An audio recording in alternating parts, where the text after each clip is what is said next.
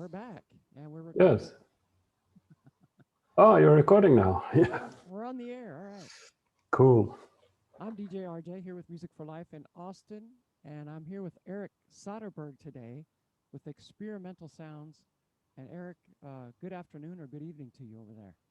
Thank you. Good afternoon to you. Or is it noon now? Yeah, it's noon here, Yeah, okay. 11ish.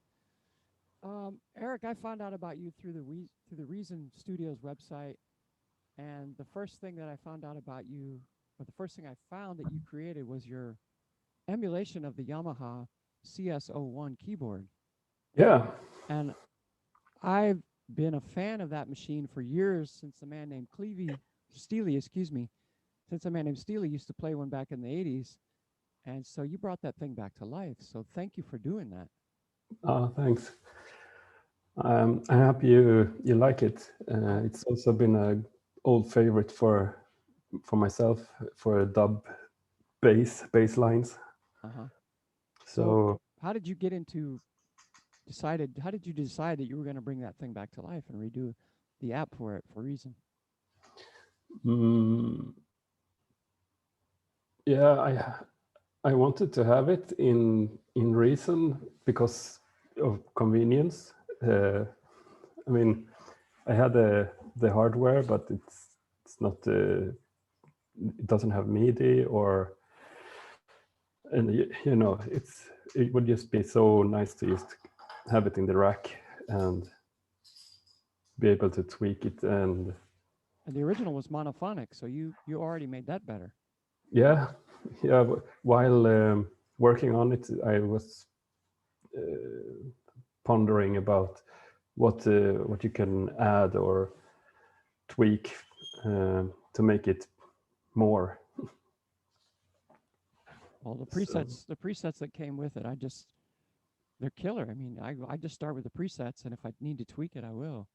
yeah, cool. But I've been so excited about that. So there's a couple other things I want to talk to you about too, just as far as what you're doing. You're over in Sweden, Yeah, and Stockholm. you have a passion for dub music. Could we say that? Yeah, dub and electronic experimental music. Uh, yeah, And when did that start for you? When did you first get into that? I think probably in high school or like when I was 15, 16 years old, started to interest in more alternative music and underground stuff. And so I've always been like searching for new bands and artists and sifted through a lot of different genres and like indie and synth pop and everything to dub and reggae and yeah, And more art music. do you have a favorite genre that you stick to? I think dub is one that's it's been one of the the deeper or how to say like it stayed with me for a long time since 15, 20 years or something now. And synth music. I don't know if you have this genre in America. I heard that in Sweden we have a genre called synth, but in America you all mostly call it like industrial or alternative. I don't know. Yeah, synth wouldn't. I don't know that as a genre, but who knows? I mean, it could be EDM, electronica, Yeah, it's yeah. different I names that think people use. yeah, the synths include like EBM and EDM and um, synth pop and new romantics and new wave, a little bit of everything that includes synthesizer Interesting, based music. interesting. I like that. I like that idea. Yeah, So one of the other apps that you created was based on King Tubby's filter filter yeah. filter thing that he had on his console many years ago. Mhm. Yeah. So when did you discover that, and what got you curious about that? Mm, yeah, I don't know how I discovered it, but I've already heard about that. I've noticed this sound, and I was reading about some guy who had made an article on King Tubby's studio, and he wrote about this mythical big knob, and I was wondering what it was, and so I read more and found out that it was a pretty simple thing, actually, like a stepped frequency high pass filter. So when I should say ES01, the first rack extension I made was I just made the concept and the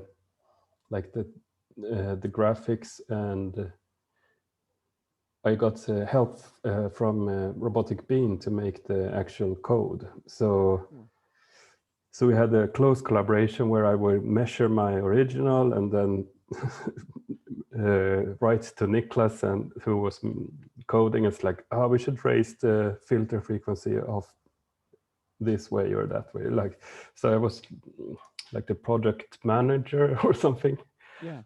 And then after, I think it was 2 years later, when I wanted to try to build my own rack extensions using the Reason instrument, what you call it? Extension?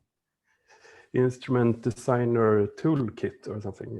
It's based around a software called Gorilla Engine. So I wanted to make something myself, and I thought maybe this big knob would be a good first project because it's just one knob. Right. So something simple. And what's the feedback you've gotten on that from people? many was happy to see it, and yeah, I think only positive feedback. Yeah. Great. It's not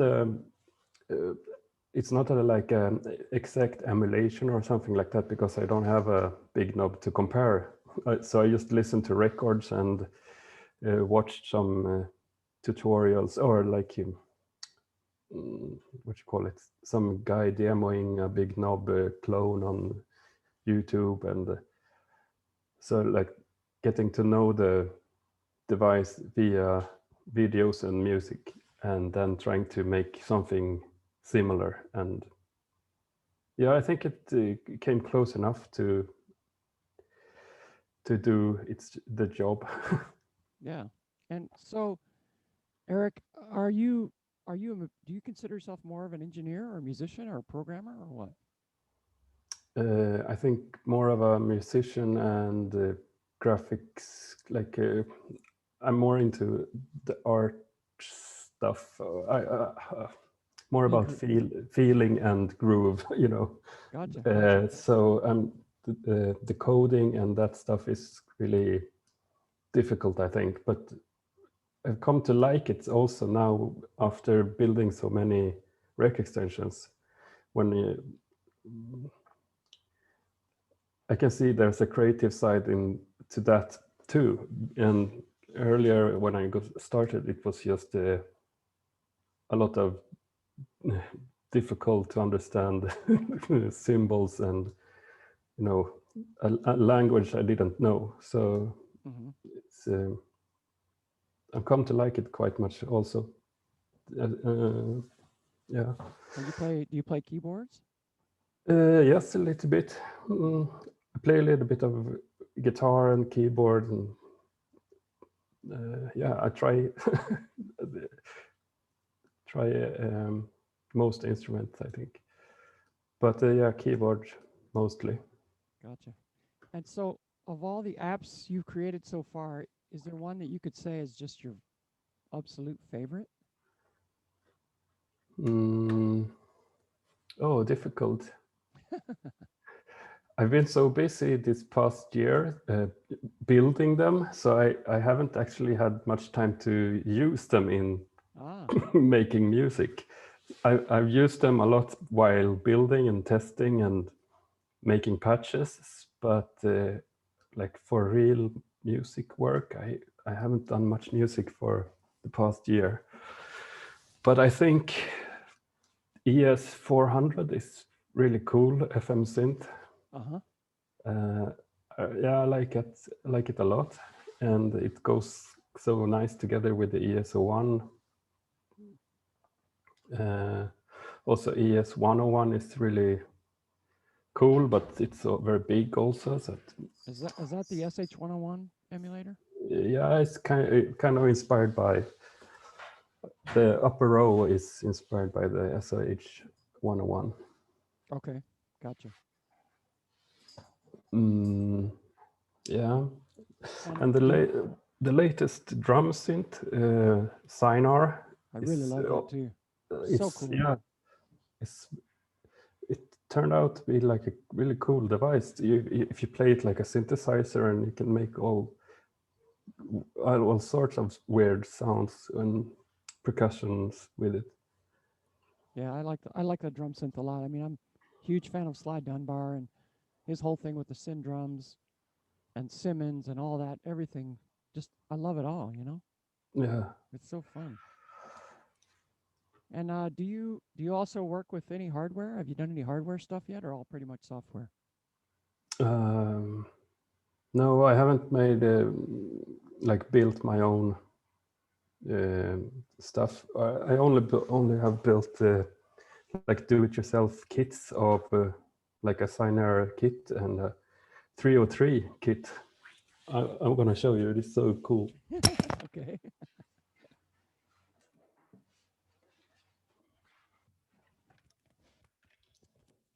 There's a guy in English guy living in southern Sweden who's called himself Din Sync. Didn't sync. Wow, that looks amazing. Wow, with MIDI. Wow. Yeah, so it's a one-to-one replica of the TB303.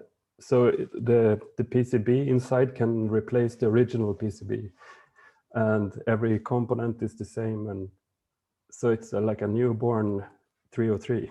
Wow. And that was really fun project to build. And do you help design that and work on that? No, I've helped him with some panel designs for an other synth he's working on, but it's not out yet. I So think it's still in development. you mentioned earlier a graphics guy, is that right? Yeah, So are you doing like Illustrator, Photoshop, all that stuff? yeah, Illustrate mostly Photoshop and some 3D, and yeah, some Illustrator stuff too. So all the panels for your apps you're designing and figuring out the layout and the buttons and everything? Yeah, Very cool. yeah. I worked with retouch for photography for like 10 years. Hmm. And then I started to do more and more graphic design and 3D. So now it's all coming together, like the music interest and the graphics history, and yeah, it feels like this is exactly what I should be doing right now. If everything you're doing it just fits you, that's great. Yeah, You it's couldn't you couldn't ask for a better career than that. like my friend told me the other day, like it's funny that you're doing the same thing as you were doing when you were 15 years old in your boy's room, because at that time I was designing skins for Winamp, Oh and wow. so yeah, in a way I do the same thing, but now it's much better and actually creating some new products. It's really cool. And what's your favorite DAW? Do you have one? Reason. Okay, good for answer. Good for answer. sure. And what version did you start on?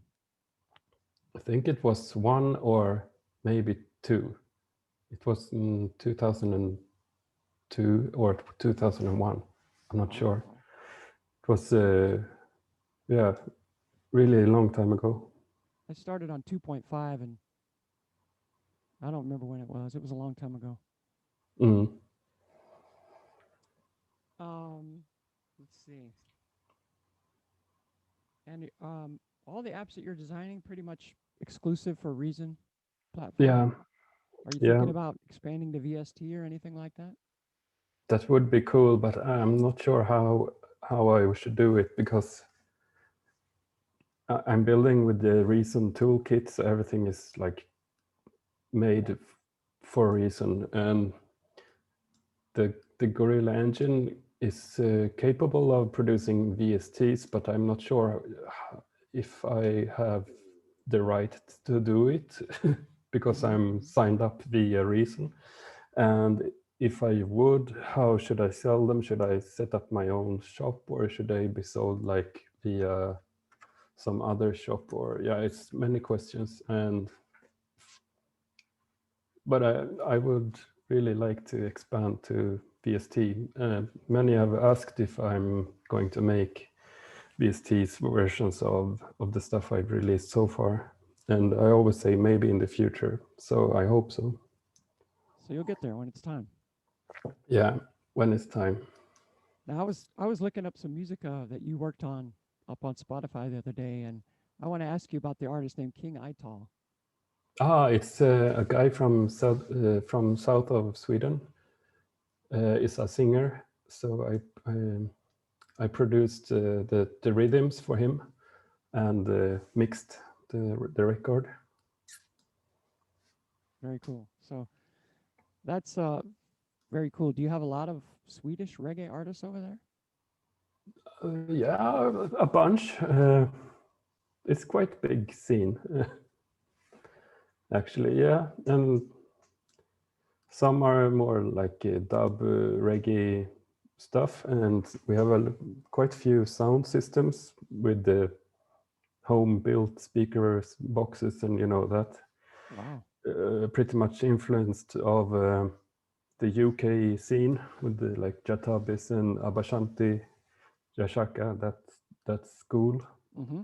Then we have a quite much more modern reggae and mm, yeah, Plenty going on. yeah, both old school and new school stuff happening. And have you done shows and performances? Uh, yeah, in a way, I had a label and together with a friend, we called the label Original Formula. And we used to guest some sound systems sometimes to play our own productions and label releases. So that I've done a few times, and we even got to invited to go to Germany to play in a colonization sound system there. It Nice. was really cool. Very cool. And I think it was 2 or 3 years ago, we started to build our own sound system, me and two other friends. So we had a few shows or events with that, but then COVID came, so we haven't done anything for the past year now. Right. We did some live streaming, playing records, but yeah, that's about it. Sounds really cool, man. Really exciting. Everything you're into, it's like you're just doing all the things you love to do. Yeah, life's too short, you know. Beautiful. Eric, is there a way folks can connect with you if they want to find you online, any your social media or website you want to share with us? Yeah, they can find me on like Instagram or Facebook. Search for Ekssperimental Sound, and the spelling is EKSS instead of X. Gotcha. EKSS. Experimental, yeah. Eric, any exciting projects that you got in development right now that you're working on that you want to share with us?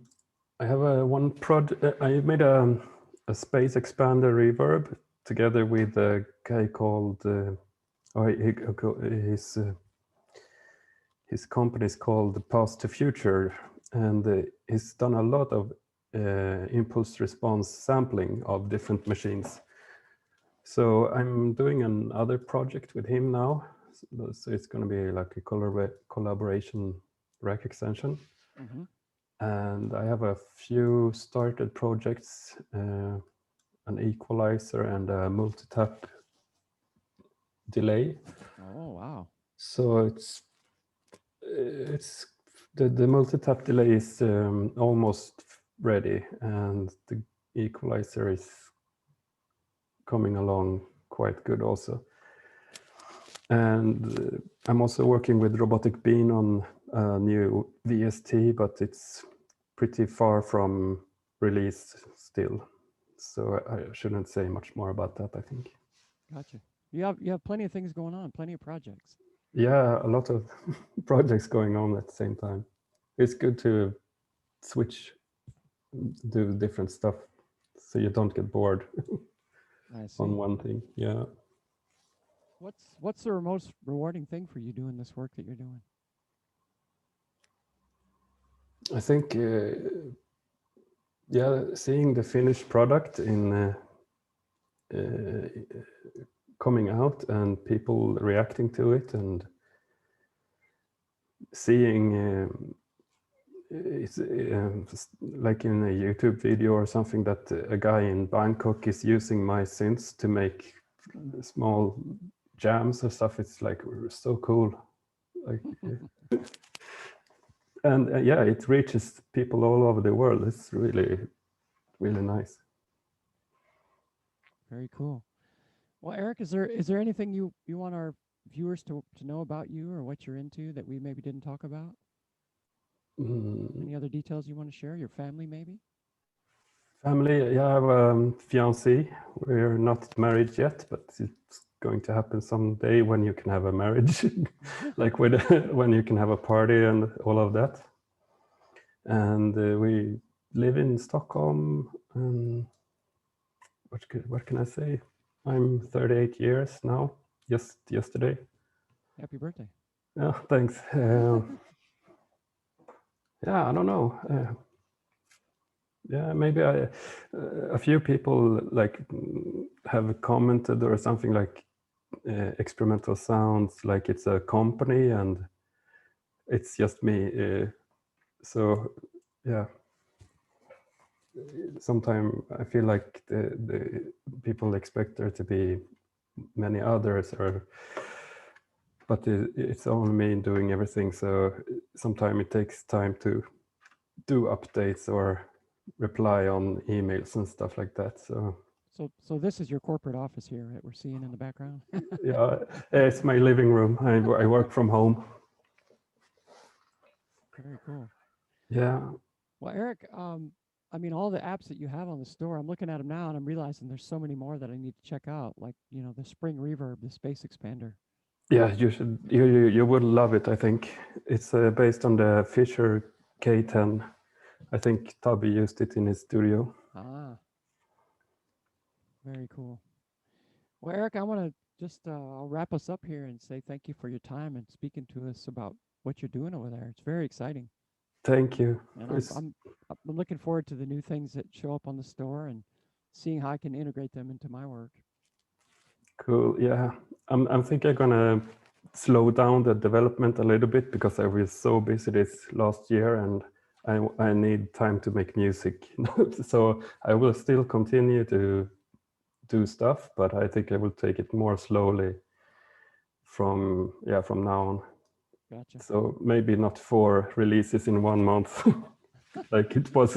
I think it was in March or April, and like four releases each month, and people were like, "Oh my God, this guy is is a machine or something." Yeah. You were cranking them Yeah, out. It's true. yeah. All right, Erik. Well, I hope we can stay in touch and keep the good stuff coming to us because I'm really digging everything you're doing. Thank you. It's so nice to hear, and thanks for inviting me. Yeah, you're welcome. We'll talk soon, huh? Yeah, All take right, care. Erik Soderberg with Ekssperimental Sounds out of Stockholm, Sweden.